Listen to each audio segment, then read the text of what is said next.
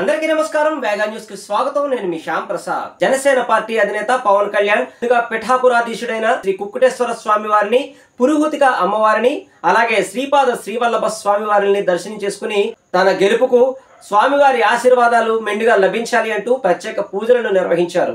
Janasena party అధినేత power star Pawan Kalyan రెండవ రోజు పిఠాపురం పర్యటనలో భాగంగా ఈ రోజు ఉదయం సుప్రసిద్ధ శైవ క్షేత్రం స్వయంభూ శ్రీ రాజరాజేశ్వరి సమేత శ్రీ ఉమా కుక్కుటేశ్వర స్వామి వారి దేవస్థానం పాదగయ మహాపుణ్యక్షేత్రానికి విచ్చేసి కుక్కుటేశ్వర స్వామి, రాజరాజేశ్వరి మాత, పురుహూతిక అమ్మవార్లను దర్శించుకుని ప్రత్యేక పూజలను నిర్వహించారు.